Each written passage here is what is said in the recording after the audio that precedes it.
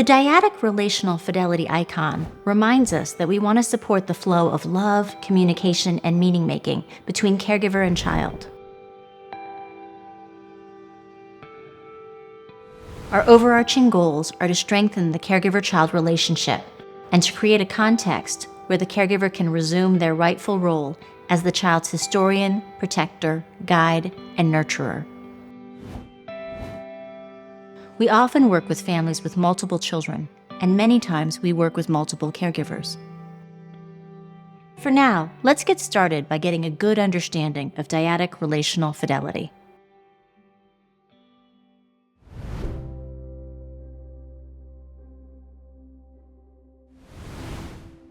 To better understand dyadic relational fidelity, let's return to the visual of the therapeutic space.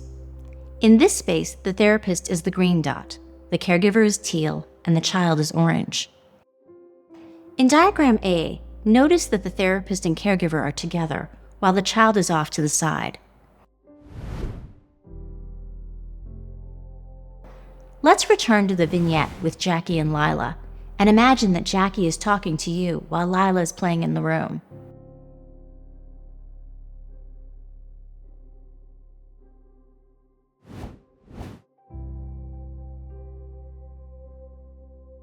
Jackie is saying, "I don't know if I can do this.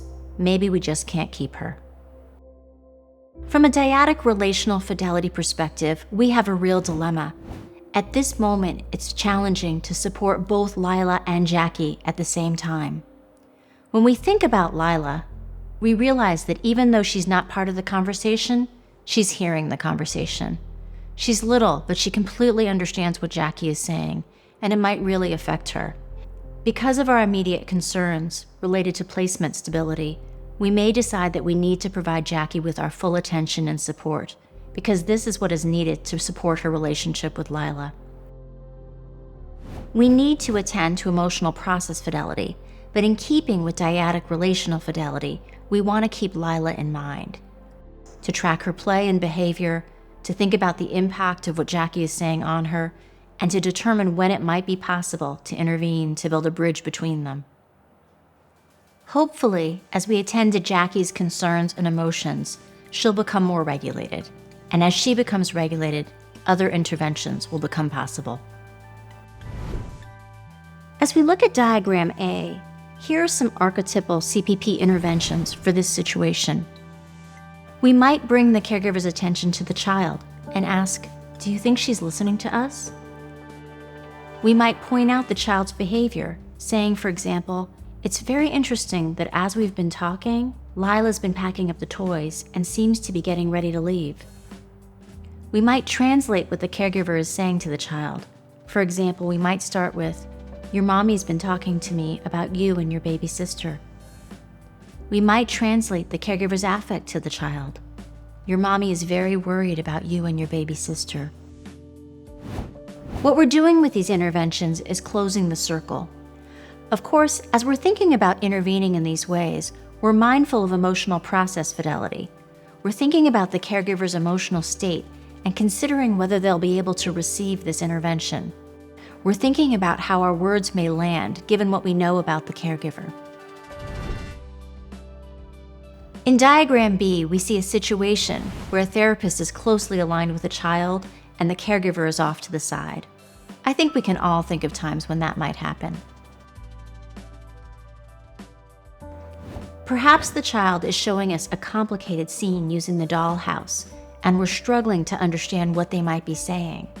Their play is confusing and intriguing, and it pulls us in so much that maybe we forget about the caregiver and leave them on the side. While some caregivers may get a lot watching from the sidelines, others may feel dysregulated watching the child's play without support, especially if the child's play is full of themes of violence and the caregiver has had experiences of violence. They may worry that the child is being aggressive, rather than understanding that perhaps the child is showing us times when others were aggressive. They may be confused that we allow this type of aggressive play in therapy, and because they're confused and uncomfortable, perhaps they begin to question whether therapy is really useful. While a treatment configuration of therapist and child together and parent on the side may happen from time to time, when this pattern is pervasive, treatment begins to feel more like individual therapy with the parent in the room rather than CPP treatment. To make it more like CPP, the therapist would really need support in thinking about dyadic relational fidelity. Here are some possible archetypal interventions. The therapist may describe the play and address the comments to the caregiver. It seems like there are a lot of confusing things happening in this house.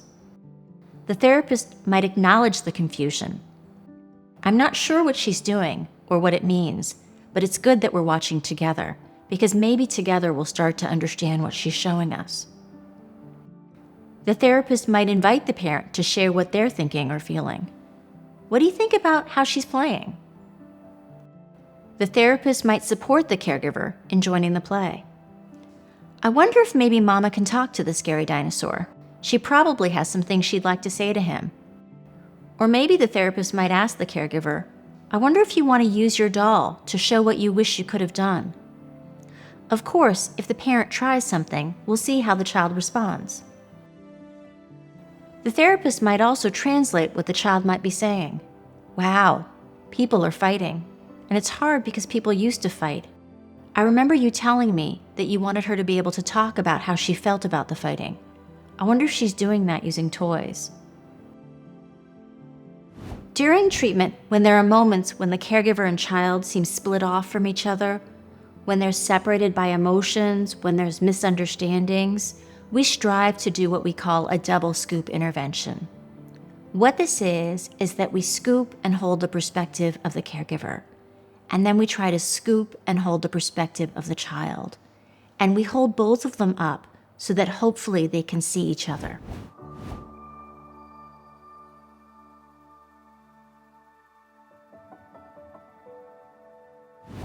The supervisor helps the therapist to think about whether their interventions held the perspective of different family members and involved different family members who were present.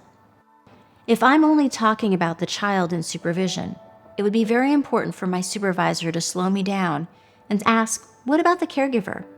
And it would be important for us to think about whether I was tracking the caregiver's actions and emotional states. And of course, if all of my interventions seem connected to the caregiver's agenda, my supervisor might invite me to think about the child's perspective. When we do CPP, or when we do trauma work, it makes sense that we might lean towards one person's perspective. This is why it's so important to have a team. Our team helps balance us out and helps us to think about all of the different perspectives so that we can really act as a conduit and support people in coming together.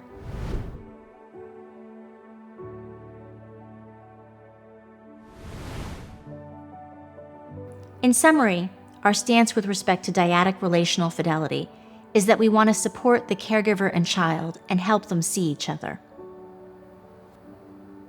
We need to attend to the caregiver-child relationship. As Winnicott said, there is no such thing as a baby. The best predictor of child functioning is caregiver functioning. So our goal is to support the caregiver in being a protective shield, in being bigger, wiser, stronger, kind. Our role is to support the caregiver because they will be the child's guide through life.